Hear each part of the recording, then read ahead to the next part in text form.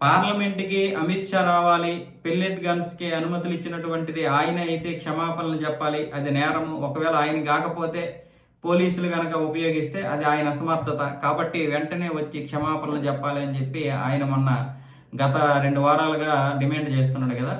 దీని గురించి కిరణ్ రిజిజు వస్తారండి, రేపు వస్తారు. రేపు వచ్చిన తర్వాత మీ ప్రశ్నలకు సమాధానం చెప్తారు, కాకపోతే మీరు వాకౌట్ చేయకండి అని చెప్పేసరికి ఇదేంటిది, మనం రాకూడదని అనుకున్నాం కదా, ఆయన రావడని కదా అనుకున్నాం, ఆయన రాకపోతే కదా మన ఆటలు సాగతాయి అనుకున్నాడు ఈయన. కానీ మ్యాటర్ ఏంటంటే అమిత్ షా గారు రేపు వస్తున్నారు అనగానే ఇప్పుడు ఏం చేయాలి?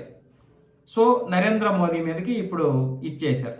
ఇప్పుడు విరాళాలు ఏవైతే ఉన్నాయో అయోధ్య రామ మందిరంలో విరాళాల గురించి ఇప్పుడు క్షమాపణలు చెప్పాలి నరేంద్ర మోదీ అని చెప్పి ఈ ప్రతిపక్షాలు అడుగుతున్నాయి. ప్రతిపక్షాలకు నిజంగా సిగ్గు, లజ్జ, మానం, మర్యాద ఉంటే వాళ్ళు ఏ రోజైనా అయోధ్య రాముడి దగ్గరికి వెళ్ళారా? హుండీలో రూపాయి అయినా వేశారా? వీళ్ళు ఒక స్కిట్ చేశారు పార్లమెంటు సమావేశాల ముందు, పార్లమెంట్ ముందు ఒక స్కిట్ చేసి ఆ స్కిట్లో ఒక హుండీ లాంటి చిన్న డబ్బా ఉంది కదా, డబ్బులు వేసుకునే డబ్బా, ఆ డబ్బాలో డబ్బులు వేశారు వీళ్ళు.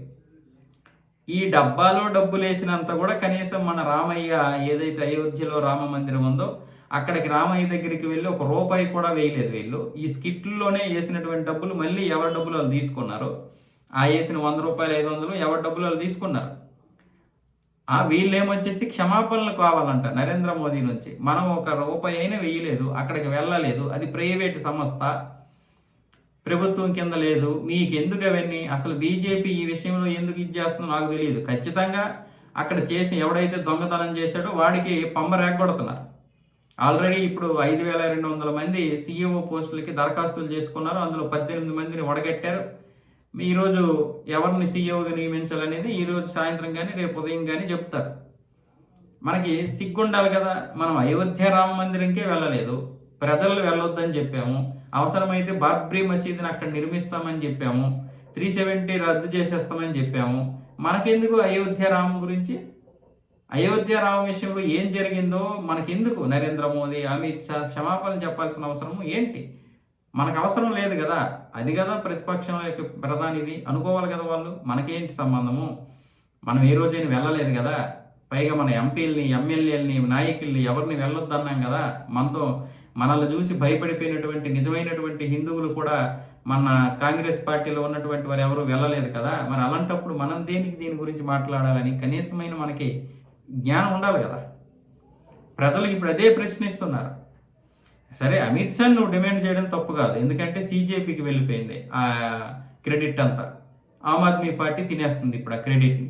కాబట్టి నీకు క్రెడిట్ కావాలి కాబట్టి అమిత్ షాని ఈ క్షమాపణలు అడగడం మాత్రమే మీకు ఉన్నటువంటి ఏకైకది. తప్పు లేదు, ఆయన రావట్లేదు కాబట్టి మీరు ప్రశ్నించడంలో తప్పు లేదు. హోంమంత్రిగా ఆయన రాకపోతే పెల్లెట్ గన్స్కి ఎవరు అనుమతులు ఇచ్చారో ఎవరు లేదో పక్కన పెడితే మీరు ఖచ్చితంగా ప్రశ్నించవచ్చు. దాని గురించి కదా మీరు ప్రశ్నించాలి. ఇప్పుడు ఆయన వస్తున్నాడు అనేసరికి మనం తట్టుకోగలమా లేదా? నరేంద్ర మోదీ ఎందుకు చెప్తాడు క్షమాపణలు? క్షమాపణలు చెప్పే ప్రసక్తే లేదు. మీరు నిజంగా చెప్పాలి, అమిత్ షా క్షమాపణలు చెప్తాడు. మరి నిన్న జార్ఖండ్లో జరిగినటువంటి దానికి మీరు క్షమాపణలు చెప్పండి. పార్లమెంటు సాక్షిగా నరేంద్ర మోదీ, రాహుల్ గాంధీ క్షమాపణలు చెప్తే రాంచీలో జరిగినటువంటి దాడికి అమిత్ షా కూడా క్షమాపణలు చెప్తాడు. అమిత్ షా అనుమతులు ఇచ్చాడో లేదో పక్కన పెట్టండి. విద్యార్థులనే పేరుతో ఉన్నటువంటి రౌడీలందరూ పోలీసుల మీద దాడి చేస్తుంటే కూర్చొని ఉంటారా? అమిత్ షాకి ఫోన్ చేసి అమిత్ షా ఆర్డర్ ఇచ్చిన తర్వాత వీళ్ళని ఇచ్చేస్తారా? అప్పటి వరకు ఇలా ఈ పేగులు తీసి మెడలో వేసుకుంటారు ఇక్కడ ఉన్నటువంటి రౌడీలందరూ కలిసి. విద్యార్థులనే పేరుతో వీళ్ళు చేసినటువంటి దాష్టికాలు అన్నీ ఇన్ని కాదు. మళ్ళీ ఏమొచ్చేసి ఇక్కడ క్షమాపణలు చెప్పాలి. సరే, క్షమాపణలు చెప్తారు, మరి రాంచీలో జరిగిన దానికి మీరు కూడా క్షమాపణలు చెప్పండి. అదే అడుగుతుంది ఇప్పుడు దేశం అంతా. ఆ బొద్దంకిలు ఎటుపారిపోయేదో తెలియదు. మీరేమొచ్చేసి పార్లమెంట్లో ఈ విధంగా ఇది చేస్తున్నారు. అటువైపు ఏమొచ్చేసి ఒక స్టాండ్, ఇటువైపు ఏమొచ్చేసి ఇంకో స్టాండ్. అదేంటో నాకు అర్థం కాదు. ఒక నాయకుడు అంటే ఒక బలమైనటువంటి దీని మీద నిలబడాలి, తప్పో ఒప్పో.